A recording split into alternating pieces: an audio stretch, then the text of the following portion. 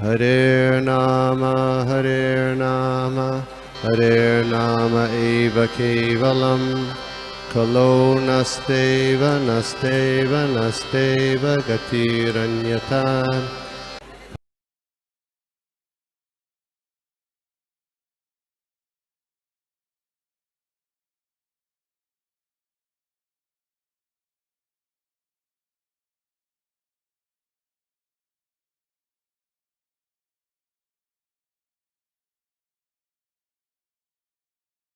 दंड प्रणाम।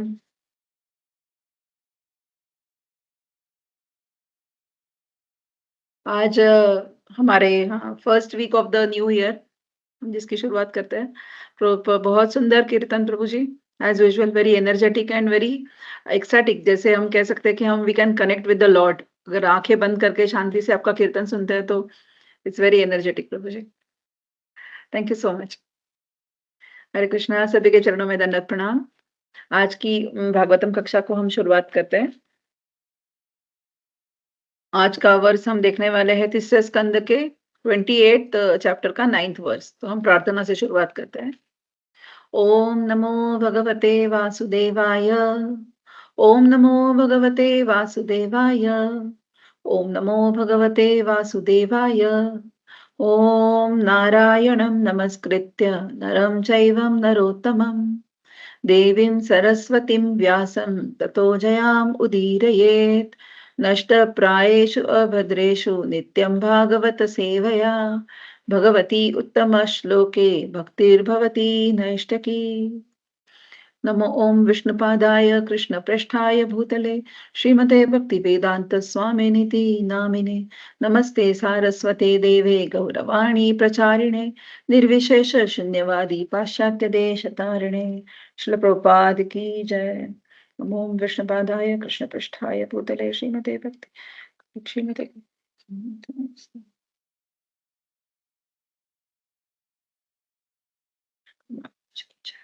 हरे कृष्णा, सभी के चरणों में दंडवत प्रणाम। हम 9th वर्स पढ़ते हैं पहले। प्राणस्य शोधयेन्मार्गं पूरककुम्भकरेचकैः प्रतिकूलेन वाचित्तं यथा स्थिरम् अचञ्चलम्। प्राणस्य शोधयेन्मार्गं पूरककुम्भकरेचकैः प्रतिकूलेन वाचित्तं यथा स्थिरम् अचञ्चलम्। Translation by Srila Prabhupada. योगी को चाहिए कि प्राणवायु के मार्ग को निम्नलिखित विधि से श्वास लेकर इस प्रकार से स्वच्छ करे। पहले बहुत गहरी श्वास अंदर ले, फिर उस श्वास को धारण किए रहे और अंत में श्वास बाहर निकाल दे। या फिर इस विधि को उलटकर योगी पहले श्वास निकाले, फिर श्वास रोके रखे और अंत में श्वास भीतर ले जाए। ऐसा इसलिए किया जाता है जिससे मन स्थिर हो और बाहरी अवरोधों से मुक्त हो सके। तो हमने अभी देखा यहाँ पर कपिल मुनि अष्टांग योग के बारे में बता रहे हैं और योग के माध्यम से मन को कैसे स्थिर किया जा सके ये हमें यहाँ पर बता रहे हैं। जैसे हमने पिछले वर्ष में देखा था, क्या देखा था हमने, कल ही देखा था कि मन तथा आसनों को वश में करने के बाद मनुष्य को चाहिए कि किसी एकांत तथा पवित्र स्थान में अपना आसन बिछा दे, उस पर शरीर को सीधा रखते हुए सुखपूर्वक आसीन होकर श्वास नियंत्रण मतलब प्राणायाम का अभ्यास करें। मतलब पिछले वर्ष में हमने देखा कि कपिल मुनि प्राणायाम करने के बारे में बता रहे हैं। प्राणायाम की जगह कैसे सिलेक्ट करनी चाहिए, कैसे उस जगह पर एकाग्र चित्त होकर सीधा जो हमारा स्पाइनल कॉर्ड है उसको सीधा रखकर कैसे बैठना चाहिए उसके बारे में बता रहे हैं। फिर आगे इस वर्ष में प्राणायाम हमें क्यों करना चाहिए और कैसे करना चाहिए बता रहे हैं। तो यहाँ पर पूरक रेचक कुंभक ही मतलब श्वास खींचकर, रोककर तथा निकालकर, है ना। पूरक मतलब श्वास लेना, कुंभक मतलब श्वास को रोके रखना और रेचक मतलब श्वास को मतलब inhale, hold and exhale. In short ये है पूरक, कुंभक एंड रेचक। मतलब आप श्वास को अंदर ले, उसको होल्ड मतलब इनहेल करें, होल्ड करें थोड़ी देर तक, फिर एक्सेल करें, या फिर पहले पूरा एक्सेल कर ले, फिर उसको कुंभक मतलब होल्ड कर ले जितना आपको हो सके, फिर उसको इनहेल कर ले। ये प्राणायाम की पद्धति यहाँ पर कपिल मुनि बता रहे हैं। और किसके लिए बता रहे हैं कि इससे ऐसा इसलिए किया जाता है जिससे मन स्थिर हो और बाहरी अवरोधों से मुक्त हो सके। मतलब ये प्राणायाम की विधि कपिल मुनि यहाँ पर मन को स्थिर, चित्त को स्थिर करने के लिए यहाँ पर बता रहे हैं, है ना? तो हम देखेंगे कि प्राणायाम हम सबने योगा किया हुआ है, तो प्राणायाम में बहुत सारे प्रकार हैं। योगा के प्रकार तो आसन अलग-अलग है ना? लेकिन प्राणायाम के भी बहुत सारे प्रकार हैं। जैसे यहाँ पर इन शॉर्ट ये अनुलोम-विलोम प्राणायाम के बारे में बात हो रही है। एक एक नॉस्ट्रिल से इन्हेल करो, फिर उसको होल्ड करो, फिर एक्सहेल करो। अनुलोम-विलोम प्राणायाम बेसिकली नाड़ी शुद्धि उसको प्राणायाम भी कहते हैं। नाड़ी शुद्धि प्राणायाम, हाँ? इसका हम आगे भी थोड़ा-सा यहाँ पर वर्स में दिया है, तो उसको हम थोड़ा-सा विस्तृत देखेंगे। बाद में प्राणायाम के और भी प्रकार है, जैसे भ्रामरी प्राणायाम, है ना? जैसे भूंगे जैसे गुंजन करते हुए हम आवाज़ निकालते हैं, तो थ्रोट क्लीन होता है। फिर माइंड का जो वाइब्रेशन, साउंड का वाइब्रेशन जो होता है, जिससे ब्रेन एक्टिवेट होने में मदद होती है। फिर हम करते हैं जिसको क्या कहते हैं, कपालभाति। कपालभाति जैसे टॉक्सिन्स सब शरीर के बाहर निकल आते हैं। शीतली और शीतकारी जैसे प्राणायाम, जैसे बॉडी कूलिंग के लिए प्राणायाम है। मतलब ये सब प्राणायाम के बारे में यहाँ पर मैं बता रही हूँ, क्यों? क्योंकि इन प्राणायाम से ही हमारी शरीर को ऊर्जा नियंत्रित करने के लिए बेसिकली इसको कहा जाता है, हाँ? शीतली शीतकारी प्राणायाम जब हीट बहुत होती है तो शरीर को कूलेंट जैसे ठंडा करने के लिए उनको यूज़ किया जाता है। बाद में नाड़ी भेदन प्राणायाम मतलब चंद्र नाड़ी और सूर्य नाड़ी, उसके बारे में हम देखते हैं कि चंद्र नाड़ी मतलब शीतलता प्रदान करती है।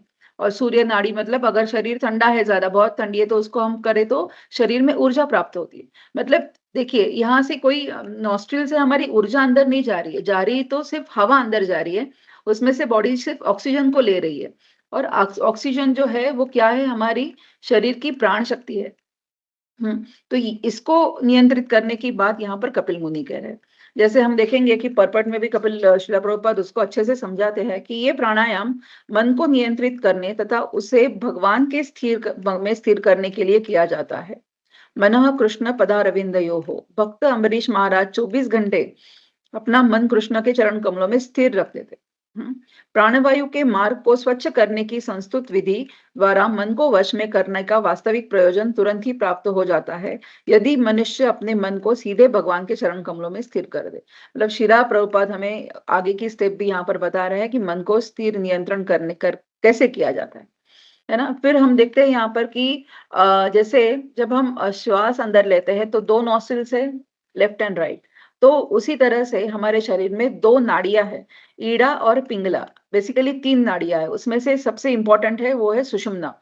तो ईड़ा नाड़ी जो है वो हमारे जैसे पहले थोड़ा-सा उसको समझ लेते हैं कि 7 चक्र होते हैं शरीर में, है ना? 7 चक्र जो है वो है मूलाधार, स्वादिष्ठान, मणिपुर, बाद में अनाहत, विशुद्ध, आज्ञा चक्र और जो टॉप आता है वो सहस्त्रार चक्र।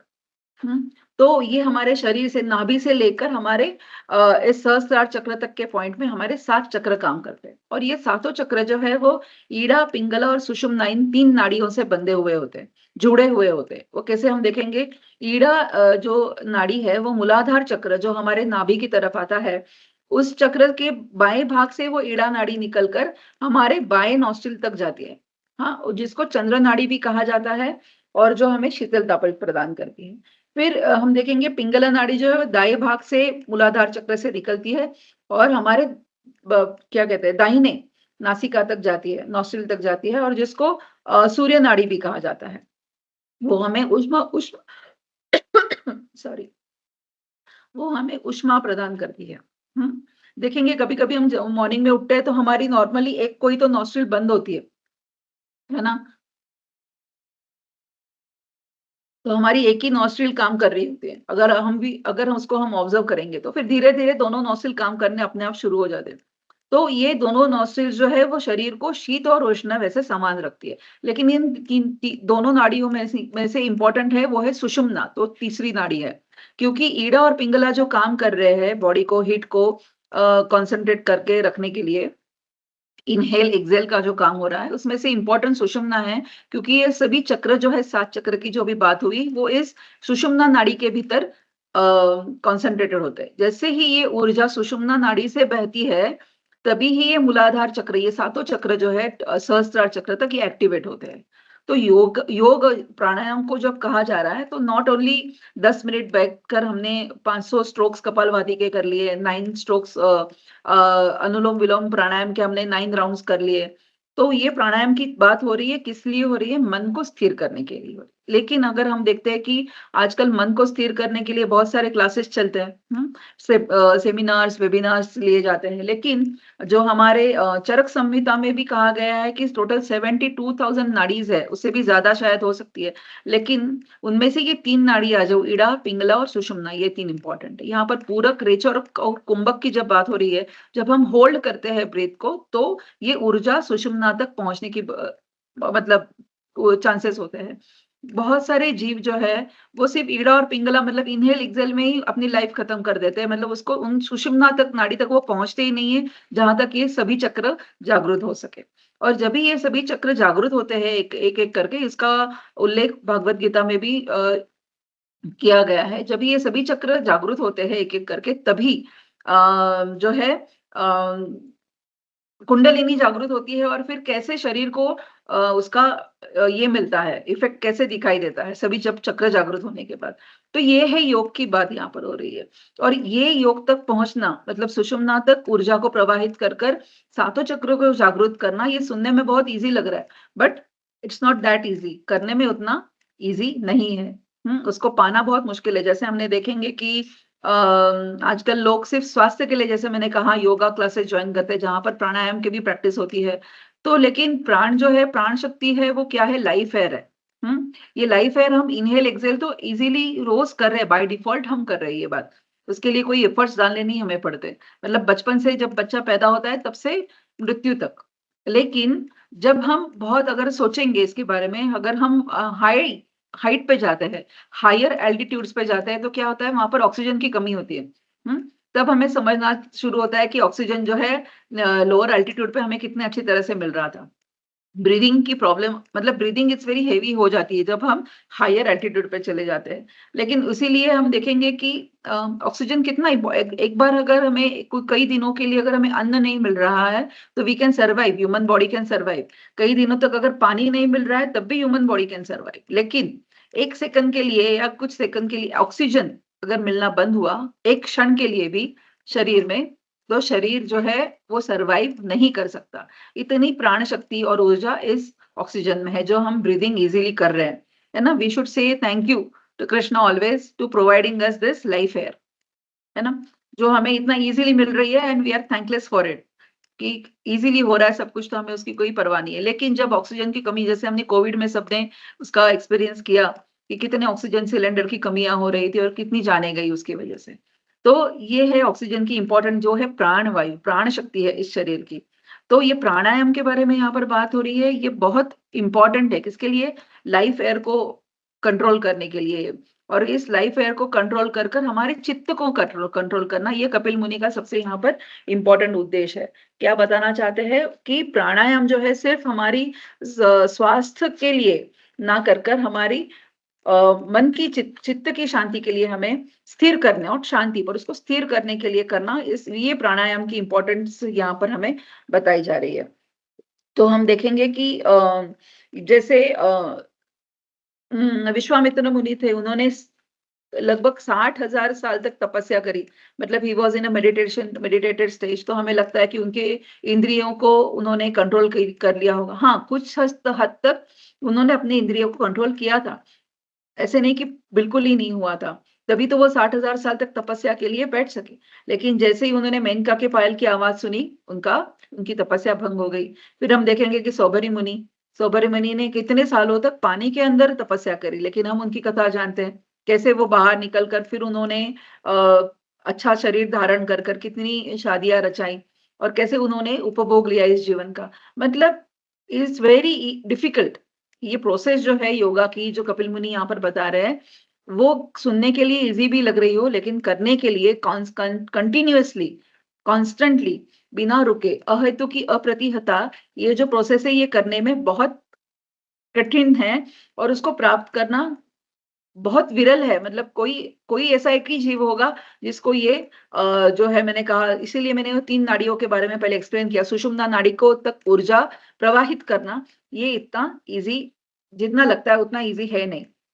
और अगर एक बार देख भी लो हमने सुषुम्ना नाड़ी तक जाकर उस ऊर्जा को प्रवाहित कर भी लिया, हमने कुंडलिनी जागृत कर ली और सब चक्र अगर जागृत हो रहे हैं, तो फिर आगे क्या?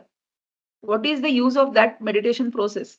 वो समझ आ रहे हैं यहाँ पर कपिल मुनि, कि बहुत सारे जीव उसको प्राप्त भी अगर कर लेता है कोई प्रयत्न कर कर, तो उसका आगे क्या करना है? उसका उपयोग होता है मन को स्थिर करने में और मन को स्थिर करके प्राप्त क्या करना है? मन को स्थिर कर कर हमें ये प्राप्त करना है कि हम कृष्ण भगवान की चरणों में अपने मन को लगा सकें। मतलब निरपराध भावना से हम उनको सेवा में लग सके, उनके चरणों में हम हमारे मन को अर्पण कर सके, हमारे भक्ति भाव को अर्पण कर सके। ये जब समझ आए, तो ये चक्र जागृत कर कर जो लाभ होने वाला है। लेकिन आगे श्रील प्रभुपाद हमें क्या समझा रहे हैं कि ये जो लाभ है, वो हमें और भी कैसे दिखा रहे हैं श्रील प्रभुपाद यहाँ पर कि हठयोग योग या प्राणायाम की विधि उन लोगों के लिए है जो देहात्म बुद्धि में अत्यधिक तल्लीन रहते हैं। किंतु जो केवल हरे कृष्ण का कीर्तन कर सकता है, वह अधिक सुगमता पूर्वक मन को स्थिर कर सकता है। श्वास मार्ग को स्वच्छ करने के 3 भिन्न विधियां यहाँ पर बताई गई है, जैसे मैंने अभी कहा। लेकिन श्रील प्रभुपाद हमें कह रहे हैं कि ये सिर्फ पूरक, रेचक, कुंभक इन श्वास के माध्यम से हम क्या कर सकते हैं? हमारी नाड़ियों को शुद्ध कर सकते हैं। कीड़ा और पिंगला। लेकिन प्रभुपाद यहाँ पर हमें बता रहे हैं अच्छे से, क्या कह रहे हैं कि मन को स्थिर करने के लिए, सुगमता पूर्वक मन को स्थिर करने के लिए क्या काफी है? केवल हरे कृष्ण नाम का कीर्तन ही काफी है। श्रील प्रभुपाद हमें यहाँ पर आगे यही समझा रहे हैं कि जब, जैसे हम देखेंगे कि जब मन उद्विग्न होता है या फिर डिस्टर्ब होता है, तो प्राणायाम किया जाता है। तो जब मन डिस्टर्ब होता है तो क्या होता है? एंजाइटी, डिप्रेशन, इस जैसी कई सारी मानसिक बीमारियां जो है वो हमारे पीछे लग जाती है। स्ट्रेस, और उसकी वजह से क्या होता है? शरीर भी हमारा विचलित हो जाता है। अगर स्ट्रेस हो रहा है तो स्ट्रेस को लेकर कई सारी बीमारियां शरीर को जड़ जाती है। इसीलिए हमें क्या करना है कि ये जो प्राणायाम की विधि कहाँ कही गई है, जैसे कभी कभी बीपी एबनॉर्मल हो जाता है, अगर बीपी एबनॉर्मल हो जाता है तो हमें चंद्रभेदी प्राणायाम करना है। तो चंद्रभेदी प्राणायाम से अपना बीपी जो हाई हो गया है वो इमीडिएटली लो हो जाता है, और ये प्रूवन है।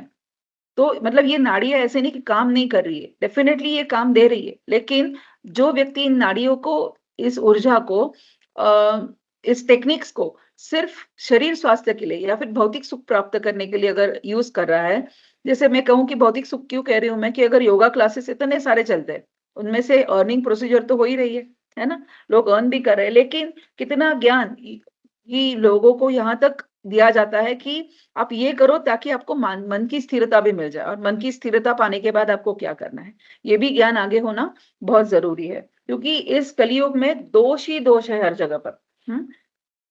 तो लेकिन एक ही गुण है कलयुग का, वो क्या है? भगवान का नाम। भगवान का नाम जो है वो ही एक शुद्ध है, बाकी सब दोष ही दोष है हर जगह पर। तो हम देखते हैं कि इस इंसान को, एक व्यक्ति को समझना चाहिए कि मेरा वास्तविक स्वार्थ क्या है। अगर स्वार्थी भी होना है किसी को, ये योग शक्ति प्राणायाम से शरीर को क्या कहते हैं कि शरीर को अच्छे से तंदुरुस्त रखना भी जरूरी है ना? ऐसे नहीं कि वो जरूरी नहीं है, लेकिन वो करते हुए हमें हमारा फाइनल गोल क्या है, वो भी हमें ध्यान में रखना जरूरी है। हमारा जो फाइनल गोल है क्या है? भगवान विष्णु के चरणों में खुद को, कृष्ण के चरणों में खुद को समर्पित करना, ये हमारे फाइनल डेस्टिनेशन है। तो अगर हम ये सब चीजें, कपिल मुनि जो यहाँ पर हमें बता रहे हैं, उसको हम इस तरीके से, जैसे हमें शिला प्रभुपाद समझा रहे हैं भक्ति के माध्यम से, उसे समझेंगे तो अच्छा रहेगा। क्योंकि हम जो मंत्र, महामंत्र का भी जाप कर रहे हैं, वो क्या करते हैं कि मनत्रायते इति मंत्र, मतलब मन को तारण करने वाला मंत्र, उसको मंत्र कहा जाता है। हाँ? तो ये मंत्र का जाप करने का इंपॉर्टेंस भी उतना ही बहुत ज्यादा है, जो हम हरे कृष्ण कृष्ण कृष्ण हरे हरे, हरे राम राम राम हरे हरे, इस महामंत्र का हम जो जाप कर रहे हैं, उसको हमें बहुत अच्छी तरह से करना यहाँ पर जरूरी है। ये बात हम एक समझ सकते हैं। क्यों? वो अगर हम अच्छे से कर रहे हैं, तो प्राणायाम के माध्यम से अगर हम मन को कंट्रोल कर सकते हैं, तो उसी तरह से इस मंत्र मेडिटेशन के माध्यम से और अच्छी तरह से हम मन को कंट्रोल कर सकते हैं। क्योंकि योगा करना, सुषुम्ना नाड़ी को जागृत करना, ये बहुत इजी प्रोसेस नहीं है, इट्स वेरी डिफिकल्ट। लेकिन महामंत्र का जाप कर कर हमारे मन को स्थिर करना, एवरीबडी कैन डू इट।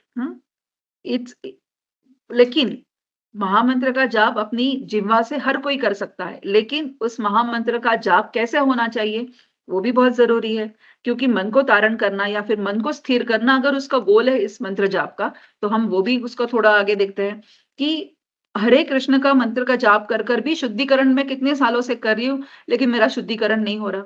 ऐसे क्यों हो रहा है? लेकिन उसका वास्तव में कारण क्या है, वो भी ढूँढना हमें ज़रूरी है। जैसे चैतन्य महाप्रभु कहते हैं क्या, भजनेर मध्ये श्रेष्ठ नवविधा भक्ति, तार मध्ये सर्वश्रेष्ठ नाम संकीर्तन, निरपराधे नाम ले ले पाए प्रेम धन। नवविधा भक्ति से श्रेष्ठ है नाम संकीर्तन, और अगर ये नाम जब जो है वो निरपराध नाम ले ले पाए प्रेम धन। हमें करना यही है कि जो हम नाम ले रहे हैं उसको हमें निरपराध भावना से लेना है, उसमें कोई अपराध नहीं करने। तो यहाँ पर बहुत सारी मन की शुद्धिकरण की विधियाँ हो सकती है।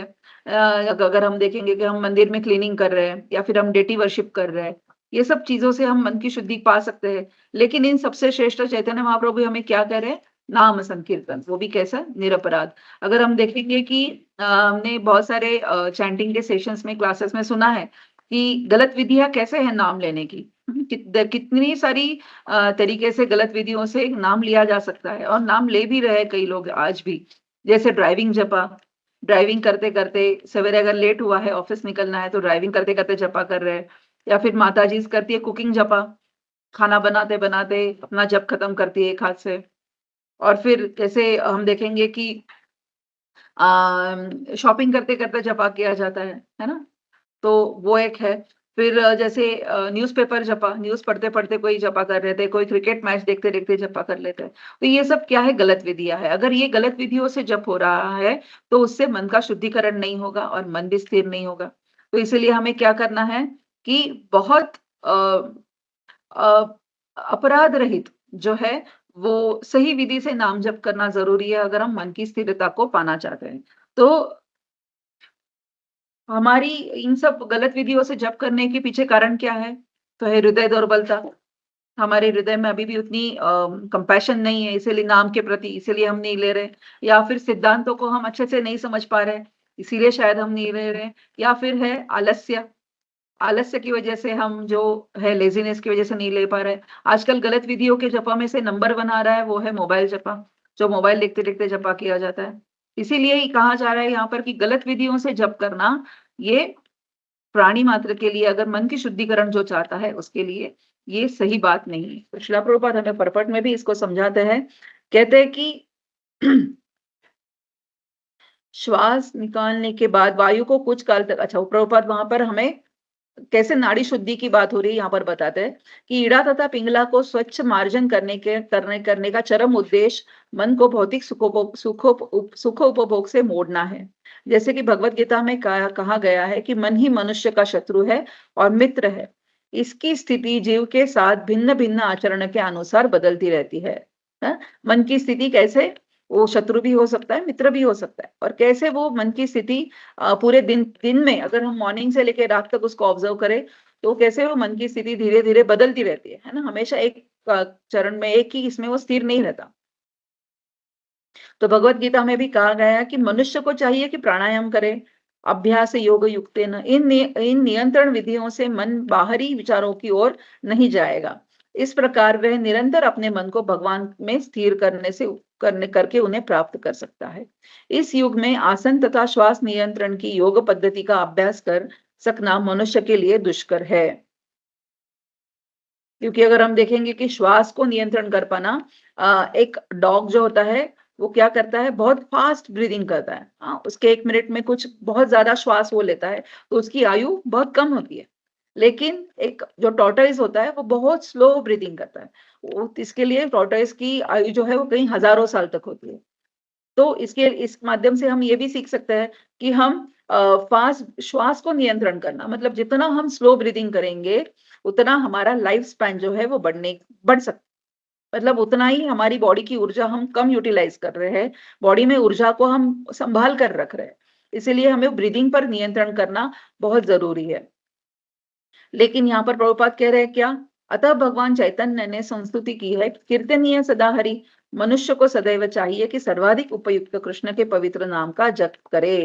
प्रभुपाद हमें बार-बार इस वर्स के माध्यम से, कपिल मुनि के इस संदेश के माध्यम से हमें क्या बता रहे हैं कि प्राणायाम से मन तो स्थिर होगा, उसको प्रयत्नपूर्वक करना पड़ेगा, लेकिन नाम संकीर्तन जो सबसे ईज़ी मार्ग है, उससे ही हम मन को स्थिर या फिर नियंत्रण कर सकते हैं। लेकिन अगर वो नाम जप जो है, वो हम निरपराध भावना से, क्योंकि पहले की वर्ष में हमने देखा है कि एक भक्त को क्या करना चाहिए, कैसे बैठना चाहिए, कहाँ बैठना चाहिए, कैसे जप करने के लिए कैसे तैयार होना चाहिए, है ना? वो बताया। लेकिन आगे जाकर ये प्राणायाम की विधि बताई जा रही है।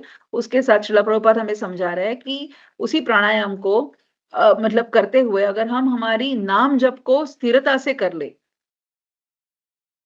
तो हमें उसका फ़ायदा उतना ही मिलेगा जितना ये प्राणायाम करने से हमें शरीर की ऊर्जा प्राप्त होती है और फिर जहाँ से चक्र सब जागृत होते हैं और फिर कैसे शरीर हमारा रिएक्ट होगा, क्या करेगा, उससे उतने ही बेनिफिट्स, उससे कहीं ज़्यादा गुना बेनिफिट हमें सिर्फ़ निरपराध नाम लेने से मिलेगा। श्रील प्रभुपाद हमें ये समझा रहे हैं यहाँ पर। तो अतः यदि कोई हरे कृष्ण को सुनने तथा कीर्तन करने में मन को केंद्रित कर सकता है, तो समान फल प्राप्त होगा। मतलब कभी-कभी क्या होता है कि अ, हमने प्राणायाम प्रैक्टिसेस कर रहे हैं हम लोग मॉर्निंग में, उससे हमारा मन स्थिर भी हो रहा है, लेकिन वो थोड़ी देर तक रहता है। लेकिन फिर बाद में वो उद्विग्न हो सकता है, चिंतित हो सकता है। लेकिन फिर से हम तभी शायद क्योंकि प्राणायाम करने के तरीके होते हैं। अगर आपका पेट भरा हुआ है, तो आप प्राणायाम नहीं कर सकते। खाना खाने के बाद 2 ढाई घंटे तक का आपको ब्रेक लेना है, उसके बाद ही आप प्राणायाम फिर से कर सकते हैं। उसी तरह से लेकिन नाम जप करने में, भगवान का नाम लेने में कोई काल, समय जगह उसकी कोई भी अ, रिस्ट्रिक्शंस नहीं है। आप कहीं भी कितना भी पेट भरा हो तभी भी आप नाम ले सकते हैं, पेट खाली हो तभी भी आप नाम लिख सकते हैं, अगर आपका मन उद्विग्न हो रहा है तो। और मन को स्थिर करने का एक सर्वोत्कृष्ट तरीका जो है, ये कलियुग का जो धर्म है, वो यहाँ पर श्रील प्रभुपाद हमें समझा रहा है कि नाम संकीर्तन, भगवान का नाम लेना ये कलियुग का धर्म है और मन को स्थिर करने का सबसे अच्छा एक बेस्ट क्या कहते हैं साधन है, जो यहाँ पर श्रील प्रभुपाद हमें समझा रहे हैं। वो रेफरेंस आ रहा है क्यों? क्योंकि कपिल मुनि देवहूति माता को प्राणायाम के बारे में, इड़ा, पिंगला, सुषुम्ना नाड़ियों के बारे में, पूरक, रेचक, कुंभक प्राणायाम की विधियों के बारे में बता रहे हैं और इसके बेनिफिट्स बता रहे हैं मन को स्थिर करने के लिए। इसीलिए श्रील प्रभुपाद हमें हरि नाम से, नाम संकीर्तन से, निरपराध नाम लेने से, अखंड नाम चिंतन करने से कैसे हम मन को स्थिर कर सकते हैं, ये हमें समझा रहे हैं। तो इसी के साथ में मेरे वाणी को मैं विराम देती हूँ। हरे कृष्णा, सभी के चरणों में दंडवत प्रणाम।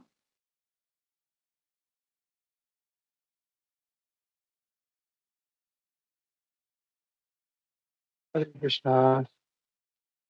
थैंक यू वेरी मच माता जी, बहुत अच्छा।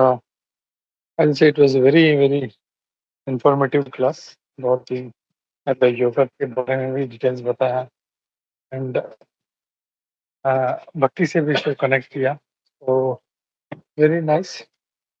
तो मैं पहले पूछना चाहता हूँ किसी भक्त का कोई प्रश्न, कोई टीका टिप्पणी है तो लेते हैं, उसके बाद I have something just check.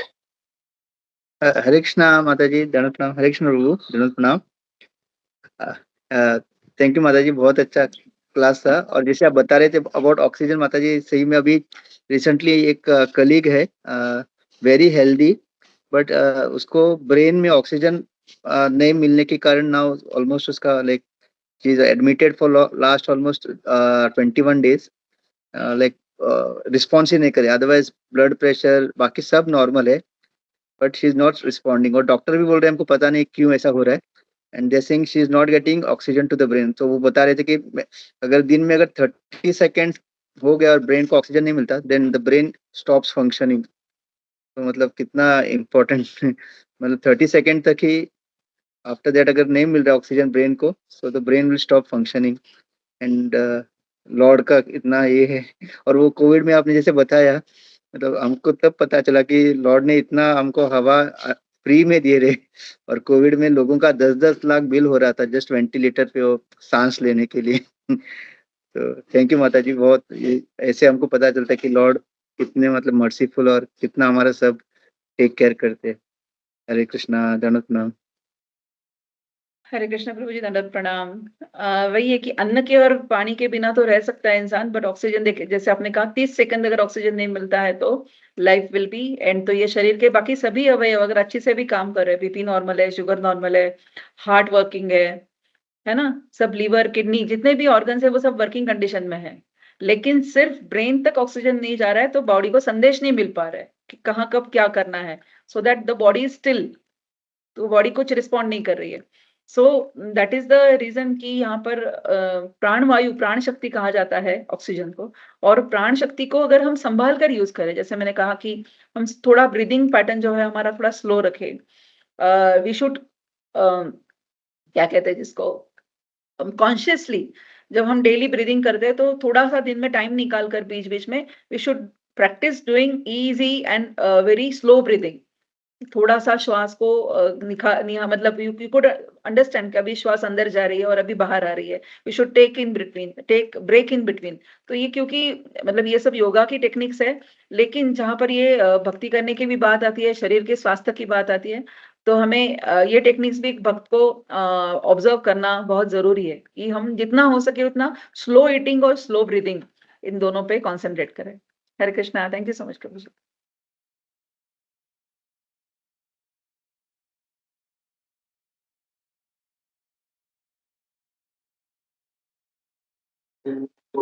Hare Krishna, thank you माता।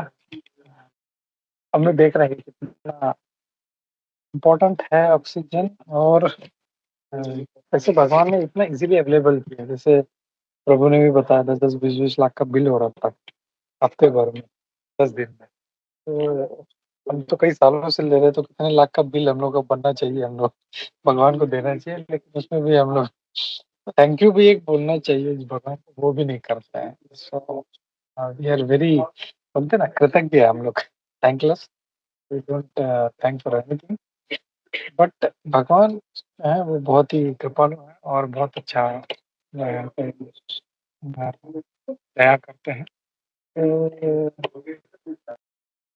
ये दूसरा चीज माता ये पूछना था, are you from the background of yoga माता? इतना डिटेल आपने दिया, रेचक, कुंभक, पूरक, ये सुषुम्ना नाड़ी, ईड़ा, पिंगला, तो बहुत अच्छे से एक्सप्लेन किया माता जी। यस प्रभु जी, I did the yoga course मैंने किया था जब हम श्रीलंका में थे। तो थोड़ा सा उसका रेफरेंस था और मैंने जो क्लास रिफर किया उसमें प्रभु जी ने भी ये बातें एक्सप्लेन करी थी। सो मुझे थोड़ा उसका नॉलेज था तो फिर I could I mean explain it more. और कुछ नहीं प्रभु जी। Yeah, हरे yeah. कृष्ण।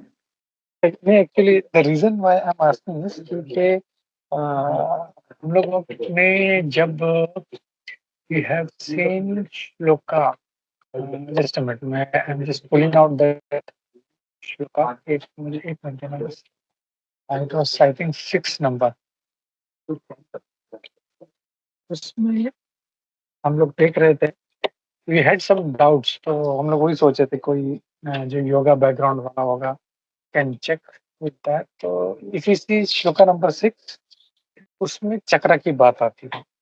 तो जैसे आज जैसे हम लोग देख भी रहे हैं कि आज जो है 7 चक्रास की बात होती है, लेकिन अ, इसमें हम देखें तो 6 चक्र प्रभुपाद जी बोलते हैं। रिसेंटली हैड समवेयर, वो जो चक्र के मास्टर थे वो बता रहे थे कि इट वाज इनिशियली, हमारा जो वैदिक कल्चर उसमें 6 चक्र थे, and now it is after the, क्या बोलते हैं ना, जो रेकी, जो जिन्होंने इन्वेंट किया उनके बाद में ये 7 चक्र है। तो can you tell something about this? That was one thing, and one more question.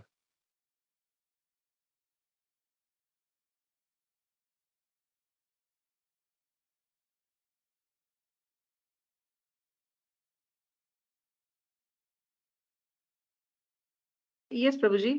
Hare Krishna. Yeah you got my question माता जी? यस प्रभु जी। एक्चुअली जब when I studied the about chakras, जब मैंने पढ़ाई करी थी तब भी 7 चक्रास के साथ में ही मैंने पढ़ा था, क्योंकि I don't know about the कि पहले 6 चक्र थे और फिर अभी 7 हुए हैं। तो I learn about 7 chakras only. जैसे प्रभुपाद यहाँ पर बता रहे हैं कि पहला चक्र उदर के नीचे, मतलब वही है मूलाधार चक्र। फिर स्वादिष्ठान चक्र आता है, जहाँ पर प्रभुपाद ने नाम नहीं दिए चक्रों के, लेकिन चक्र उदर के नीचे, करेक्ट। दूसरा हृदय प्रदेश में, तीसरा फेफड़ों के पास, चौथा तालु में, पांचवा भौं में के बीच में और सर्वोच्च छठा चक्र मस्तिष्क के ऊपर है। लेकिन यहाँ पर एक है जो क्या कहते हैं, यहाँ पर थ्रोट के नजदीक भी आता है। एक चक्र जो है वो थ्रोट आई के थिंक नजदीक दैट इज आता है। द पैलेट वाला, पैलेट जो बोल हाँ, रहे हैं प्रभुपाद जी, हाँ, फोर्थ वन। हाँ। ओके, ठीक है, ओके, चलो will check with some like you our Madhav Kirti Prabhu, will check with him also. And दूसरा एक वेजी माता जी का प्रश्न था कि यहाँ पे जो है कि जैसे कहा गया है कि हमको अपना प्राण वायु जो है इन किसी एक 6 चक्रों में से किसी एक पे हम लोगों को स्थित करना है और भगवान का ध्यान करना है, लीला का स्मरण करना है। तो इज देयर एनी कौन से पे करना है या what is beneficial, any idea मतलब यू कैन हेल्प? प्रभु जी एक्चुअली बेसिकली कहूँ तो फिर वो जो मैंने योगा क्लासेस करी थी उसमें रिलेटेड टू क्या कहते हैं, भक्ति कुछ नहीं था, it was all knowledge only. Yoga का जो भौतिक जिसको हम कहते हैं ना मटेरियल ज्ञान था उसमें से। तो किसी एक चक्र पे कंसंट्रेट करना, वहां भी हमें सिखाया था कि जैसे इट्स वेरी डिफिकल्ट चक्रों को जागृत करना, इट्स वेरी डिफिकल्ट कुंडलिनी जागृत करना जो मूलाधार चक्र के नजदीक होती है, इट्स नॉट दैट इजी। अगर इजीली जागृत हो रही तो उसके लिए बहुत प्रैक्टिस होनी जरूरी है। लेकिन एक बार जैसे माता जी कह रहे थे कुंडलिनी जागृत हो गई एक बार, अगर ऊर्जा सुषुम्ना से बहना शुरू होती है तब वो कुंडलिनी जागृत हुआ कहते हैं जिसको, और वो यहाँ तक सहस्त्रार चक्र तक आकर यहाँ से रिलीज होती है आपकी ऊर्जा जो है शरीर की, जो मस्तिष्क में छठा चक्र जो ऊपर का प्रभुपाद भी बता रहे हैं हमें। लेकिन ये जागृत होने के बाद माता जी बता रहे हैं कि फिर बॉडी हमारे कंट्रोल में नहीं रहती। आप किसी चक्र को पकड़कर उसके ऊपर आप कंसंट्रेट कर कर नहीं रह सकते, because that energy start flowing once it get started. तो then your body will not be in your control कि आप किसी एक चक्र को पकड़ कर रहो। अगर वो इतनी फास्ट ऊर्जा फ्लो होनी शुरू होती है एक बार सुषुम्ना नाड़ी जागृत होती है तब। तो उसका वर्णन जो है ज्ञानेश्वरी में भगवान मतलब ज्ञानेश्वर महाराज ने बहुत सुंदर तरीके से किया है। वो जो पर्पट है उसका मैं फोटो खींचकर आपको निकालती हूँ, मतलब I will posted in the group, but that is in Prakrit, मतलब मराठी में है वो। लेकिन उसमें ज्ञानेश्वर महाराज बता रहे हैं कि कैसे कुंडलिनी जागृत होने के बाद बॉडी कैसे अपनी बिहेव करती है। मतलब भगवत गीता के ही श्लोक सब ज्ञानेश्वरी में है, लेकिन भगवत गीता में उसको इतना जो हम एज इट इज पढ़ते हैं उसमें उसको इतना एक्सप्लेन नहीं किया है जितना ज्ञानेश्वर महाराज ने ज्ञानेश्वरी में उसको किया है। तो I will definitely post that verse. तो हमें कुंडलिनी जागृत होते हुए क्या होता है, बॉडी की स्थिति, शरीर कैसे हमारा बिहेव करता है, तो किसी एक चक्र के ऊपर कंसंट्रेट करना शायद फिर उस मनुष्य के कंट्रोल में ही नहीं रहता कि हम उस कंट्रोल में रहकर हम भगवान की लीलाओं को याद कर सके। तो डेफिनेटली प्रभु जी मैं आपको वो वाला वर्स मैं डेफिनेटली पोस्ट करती हूँ, आपको पर्सनल में पोस्ट करूंगी, आप उसको एक बार रीड कर कर इफ यू फील आप फिर उसको ग्रुप में डाल सकते हैं। हरे कृष्ण। ओके, क्योंकि इस श्लोक में था कि एक minute, I will just share for reference of everybody. हम लोग उसको देखते हैं यहाँ पे। अभी किसी के यहाँ पे कहा जा रहा है fixing the vital air and the mind in one of the 6 seconds. तो मतलब वहां पे फिक्स करना है अपना प्राण वायु एंड मन। That's why we had that doubt. Anyway, चलो will check with somebody else also. कोई सीनियर डिवोटी से पूछेंगे हम लोग, बिकॉज या फाइनल उद्देश्य जो है हमारा भक्ति का है, एंड भक्ति में is more important to focus our mind. तो वो हम लोग जैसे अभी कपिल मुनि बता रहे हैं कि हम लोगों को माइंड फोकस करना है, तो will just try to understand. हम लोग योगा नहीं करेंगे लेकिन at least will get some basics. अगर कोई कुछ है इस ऐसा तरीका तो will just try to find out. या थैंक यू माता। Hare Krishna and once again thank you. इतना अच्छा इंफॉर्मेटिव क्लास था, इट वाज सो वंडरफुल। बहुत कुछ मतलब योग कैसा होता है, क्या-क्या पद्धति है और उसको भक्ति में हम लोग कैसे यूज़ करना है। Very nicely explain. Thank you माता। हरे कृष्णा। हरे कृष्ण प्रभु जी, थैंक यू सो मच। धन्यवाद, प्रणाम। हरे कृष्ण।